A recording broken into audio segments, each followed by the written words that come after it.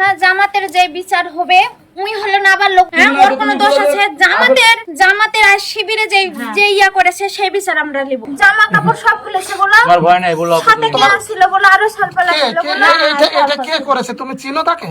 হ্যাঁ কি নাম তার? নাম বলো। ওমর করে কিশোরী, তরুণী, যুবতী কিংবা বিধবা কাউকেই ছাড়ছেন না স্বাধীনতা বিরোধী অপশক্তি ও নারীলোভী বাংলাদেশ জামায়াত ইসলামীর লম্পট নেতারা। সাতক্ষীরার জামায়াতের এমপি গাজী নজরুলের একাধিক কিশোরীর সঙ্গে অন্তরঙ্গ ভিডিও ফাঁস থেকে শুরু করে পটুয়াখালীর জামায়াত নেতা কর্তৃক বিধবা নারীকে ধর্ষণ করে গর্ভবতী বানানো, এসবের রেশ না কাটতেই এবার প্রাইভেট পড়ানোর নামে 9 বছরের শিশুকে যৌন হয়রানি করে গ্রেপ্তার হয়েছেন আরেক জামায়াত নেতা।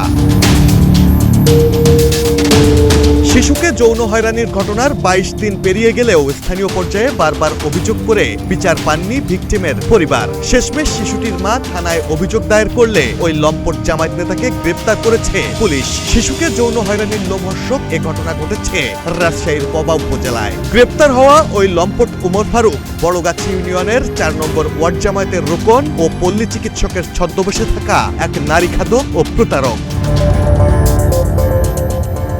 পুলিশ ও প্রত্যক্ষদর্শীরা জানিয়েছে নিজ বাড়িতে স্ত্রীর সাথে বসবাস করা ওই জামায়াত নেতা ওমর ফারুক ভিকটিম সহ এলাকার কিছু শিশুকে প্রাইভেট পড়াতেন। ঠিক 22 দিন আগে স্ত্রীর অনুপস্থিতিতে প্রাইভেট পড়তে যাওয়া ওই শিশুকে একা পেয়ে যৌন হয়রানি করেন তিনি। শিশুটি বাড়ি গিয়ে পুরো বিষয়টি তার মাকে জানায়। সে সময় বিষয়টি নিয়ে ইউনিয়ন ও উপজেলা জামায়াত ইসলামী সহ এলাকার বিশিষ্টজনদের জানিয়েও 22 দিনে কোনো বিচার পাননি শিশুটির পরিবার।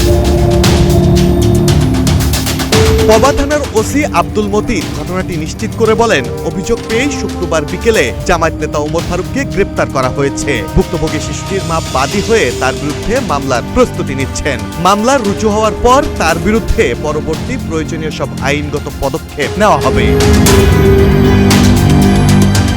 এদিকে শিশুকে যৌন হয়রানির দায়ে গ্রেপ্তার হওয়ার পরও তার বিরুদ্ধে এখনো কোনো সাংগঠনিক ব্যবস্থা নেয়নি রাজশাহী জেলা জামায়াত। উল্টো ওই নারী লবিকে ছাড়াতে পুলিশি দেন দরবার, এমনকি শিশুটির পরিবারকে হুমকি ও ভয়ভীতি দেখানোর অভিযোগ মিলেছে স্থানীয় জামায়াত নেতাদের বিরুদ্ধে। একের পর এক কিশোরীর সঙ্গে জামায়াতের শীর্ষ পর্যায়ের নেতার অন্তরঙ্গ ভিডিও ফাঁস, মাদকাসক্ত মেয়ের মাতলামি, ধর্ষণ করে বিধবাকে গর্ভবতী বানানো, এমনকি 9 বছরের শিশুর উপর লালসার থাবা, সব মিলিয়ে স্বাধীনতা বিরোধী অপশক্তি জামায়াতের নারী কেলেঙ্কারির ঘটনায় এখন তোলপাড় দেশের রাজনৈতিক অঙ্গন।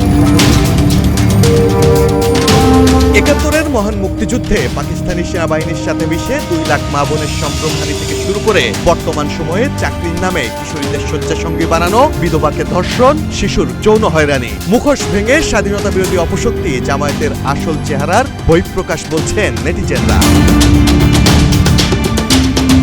Desk report, politics BD.